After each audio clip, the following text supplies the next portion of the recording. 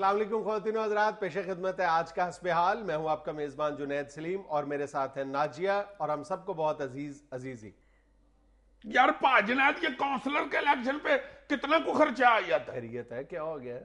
यार मैंने इस दफा काउंसलर का इलेक्शन लड़ना है। Don't tell me. Are you serious? Yes I am damn serious. Oh, यार महल्ले में एक शादी है उधर, मैं कल भी गया हूँ आज भी गया हूँ। अच्छा। यार पता नहीं लोगों को क्या हो गया, सारे भज भज के काउंसलर को ही मिल रहे हैं। एक बंदे ने मुझे धक्का मार के पीछे करके फटाफट आके उसको सलाम लेने के लिए पहुंच गया। अच्छा। उसी बंदे की महल्ले में इज्जत है। मुझे तो लगता है कि मैं बिल्कुल ही पाऊंगा सा आदमी महल्ले में रह रहा हूँ। काउंसलर के इलेक्शन लड़ने के पैसे हैं जेब में? कितने लग जाते हैं? मेरा ख्याल 5-10 लाख रुपया लग जाएगा। वो इतना तो मैं अपना मकान बेच के लगा दूंगा, मैं इलेक्शन जरूर लड़ूंगा। ऐसी क्या क़यामत आ गई कि मकान बेच के तुमने इलेक्शन लड़ना है? यार मैंने ये फील्ड किया कि काउंसलर का महल्ले में बड़ा टैका है। अच्छा एक मिनट ठहर जाओ, पहले ये बताओ कि तुमने अगर इलेक्शन लड़ना है तो किसकी टिकट लोगे? टिकट तो कोई सैंड में की ले लूंगा। और किस पार्टी की टिकट लोगे? अच्छा पार्टी की लेनी पड़ेगी? हाँ जी। उस पे अलग पैसे खर्च करने पड़ते हैं। चलो फिर रहने देती है, ऐसी कौन सी बात है? अच्छा नहीं बताओ तो सही, क्यों ये तुम्हें उबाल आया हुआ इलेक्शन यार लड़ने का? महल्ले में बंदा टैगे के साथ तो फिर सकेगा। यार अपना बना बनाया मकान बेच के इलेक्शन लड़ना है? तो कोई बात नहीं, मकान भावे बेच जाए, महल्ले में टैका तो होगा ना। मैंने तो पिछले इलेक्शन में बेच देना था, वो मालिक मकान ही नहीं मान रहा। अच्छा किराए का मकान बेच देना? टैका मैंने जरूर बनाना है, जो मर्जी हो जाए। ये बिल्कुल उस तरह का टैका बनाने की कोशिश कर रहे हैं जिस तरह हिंदुस्तान ने पिछले दिनों कोशिश की है ना कि वो भी हिंदुस्तान भी काउंसलर का इलेक्शन लड़ा। सुनो तो सही, मैं कहना ये चाह रहा हूँ कि पिछले दिनों हिंदुस्तान ने अपने आप को एक इलाकाई सुपर पावर साबित करने की कोशिश में उसने ये जो एक स्पेस रिसर्च प्रोग्राम शुरू किया हुआ है ना, वो उसको मुंह की खानी पड़ी है पिछले दिनों, जब उसका जो पिछले 9 माह के दौरान दूसरा जो तजर्बा था वो बुरी तरह नाकाम है, पिटा है वो। जब उसने अपना स्पेस रॉकेट जो है वो भेजने की कोशिश की है खला में, तो पहले 40 सेकंड के अंदर तबाह हो गया और ये दूसरा तजर्बा है उसका। बस इसने भी मेरा ख्याल है को इलेक्शन लड़ने के लिए सैंडमे की टिकट ले ली है। नहीं यही बात है कि वो बिलियंस ऑफ डॉलर्स खर्च कर रहा है अपने स्पेस रिसर्च प्रोग्राम पे, जो उनकी तंजीम है, उनका जो इदारा है इसरो के नाम। ये तो कुछ दिन पहले भी सुना, उन्होंने खलाई शटल भेजी थी और मेरा ख्याल है वो मरीज के पास जाके उसके सारे पुर्जे खोल गए थे। उसी का जिक्र कर रहे हैं। पहले ही फेज में विदिन 40 सेकंड्स वो ब्लो अप कर गई थी स्पेस शटल जो है। नहीं तो दूसरी दफा फिर क्यों भेज दिया जब पता जो चल गया कि हमारा चिंगची शटल नहीं चलता। ये जो तुम बात कर रहे हो ना, ये अब वहां का मीडिया भी बहुत शोर मचाना शुरू हो गया है कि जी इंडिया अच्छे खासे तेज पेस पे तरक्की कर रहा है, उसको ये जेब नहीं देता कि वो अपनी गुर्बत और भूख नंग छुपा कर और अपने जो बिलियंस ऑफ डॉलर्स हैं, जो रकूमात के ढेर हैं, वो इस तरह के तय्युशात पे खर्च करे। मतलब स्पेस रिसर्च जो है वो तरक्की याफ्ता मुल्कों के लिए हो सकता है, लेकिन इंडिया के लिए जो है इस तरह के प्रोग्राम जो है वो लामहल्ला वहां के मीडिया के मुंह से ये बात निकलती है और वो शोर मचा रहे हैं कि जी खेलन को मांगे चांद। देखो ना, आधा इंडिया तो बेचारा भूख से मर रहा है, सड़कों पे सोए होते हैं और खलाई शटल ऊपर भेज रहे हैं। बिल्कुल, वहां पे जो बिलो द पॉवर्टी लाइन रहने वाले लोगों की तादाद है वो इस वक्त हिंदुस्तान में, जो इस हवाले से हिंदुस्तान टॉप 10 कंट्रीज में है दुनिया के। और वो जो है इसरो जो उनका इंस्टीट्यूट है, इंडियन रिसर्च प्रोग्राम ऑर्गेनाइजेशन, वो इसके ऊपर उसने अभी पिछले महीने उसके चेयरमैन ने ऐलान किया है कि हम एक इंसानी मिशन चांद पे भेजेंगे और उस पर $2.8 अरब खर्च करेंगे। तो चांद पे ये लोग किस लिए दौड़ दौड़ के जा रहे हैं? ना उधर कोई सोसाइटी बन रही है, ना उधर दुआना मिलता है, ना उधर को दाने बनाने वाली भट्टी है। एक ले दे के वो बेचारी माई चरखे वाली बैठी हुई है, ना को उसका आगा ना पीछा, उतर नखतर बेचारी उसके पास ही सुनाए चले जाते हैं। वो मेरा ख्याल है को मराजी डिजाइन को बेवाया बेचारी जो ऊपर शिफ्ट हो गई हुई है, थक गए।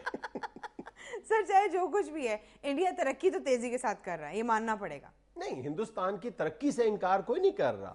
बात यह है कि हिंदुस्तान जिस मामले में पड़ चुका है, अपने आप को जिस दौड़ में शामिल करना चाहता है, वो दौड़ में शामिल होने का हकदार नहीं है। ہم کہنا چاہ رہے ہیں کہ چادر دیکھ کے پاؤں پھیلائیں.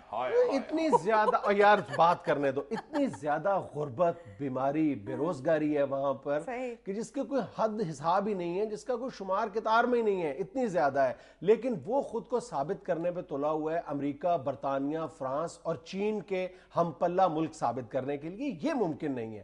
دیکھو جس ملک نے بھی ترقی کی ہے اور خود کو جو بڑی جو عالمی قوتیں ہیں ان کے ہم پلہ اگر کسی ملک نے بھی خود کو ثابت کیا ہے تو سب سے پہلے اپنے ملک میں بہتری کے کام کیے ہیں, اپنے ملک میں بھوک اور ننگ کو مٹایا ہے. پھر دوسرے اور تیسرے مرحلے پر جا کر اس نے خود کو سائنسی طاقت ثابت کی ہے. لیکن ہندوستان کی اسٹریٹجی یہ ہے کہ وہ اس وقت بہت زیادہ بےتاب ہے خود کو سیکیورٹی کونسل کی جو وہ پرماننٹ ممبرشپ حاصل کرنے کے لیے, اور ہو یہ رہا ہے کہ وہ اس اسپیس پروگرام کے اوپر $2.8 ارب خرچ کر رہے ہیں. دوسری طرف خود برطانیہ کے اندر اس پروگرام کے اعلان کے بعد ایک بحث چھڑ گئی ہے کہ ہم ہندوستان کو $3 ارب جو ہمارے یعنی ٹیکس پیئرز کے خون پسینے کی کمائی ہے وہ ہندوستان کے حوالے کیوں کریں وہاں کی غربت, بھوک اور ننگ مٹانے کے لیے. بالکل ہے, اتنی کمائی ہم اپنے لوگوں کی اس کو پکڑا دیں اور وہ تو بیچارہ راستے میں ہی پاڑ جاتا ہے. خود وہاں پر عالم یہ ہے کہ 27 لاکھ سے زیادہ انگلستان میں رہنے والے جو لوگ ہیں وہ بے روزگار ہیں اور ان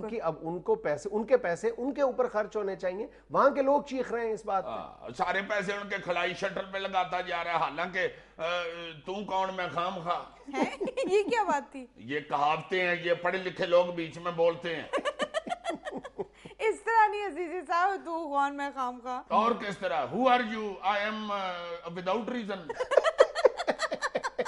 بس ہو گئی بات, معافی دے دے. جو اردو کی کہاوت ہوتی ہے وہ اردو میں ہوتی ہے, اور ویسے اس کی انگریزی بھی مجھے آتی ہے, ویسے تو فارسی بھی میں کر لیتا ہوں. اچھا, تو کون میں خام خواہ, این دانم پچین دانم. میرا خیال ہے کہ غلط ہو گیا. نہیں بالکل ٹھیک ہوا ہے, بالکل نہ گھبراؤ. سیانے صحیح کہتے ہیں, red Persian and seal oil. بڑے فارسی پہ چتے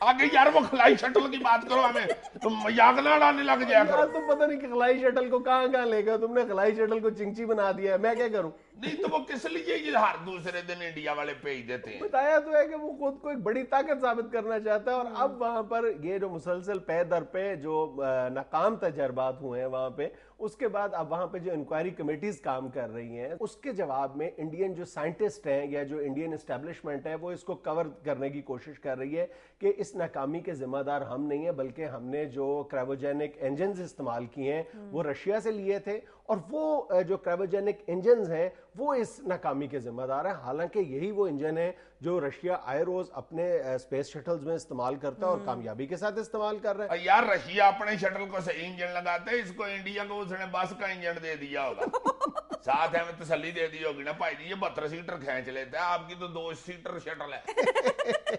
ہمیں مت ماری ہوئی ہے, تم اپنی بھوک ننگ دور کرو, تم خلائی راکٹ بھیج رہے ہو, عقل کو ہاتھ مارو یار.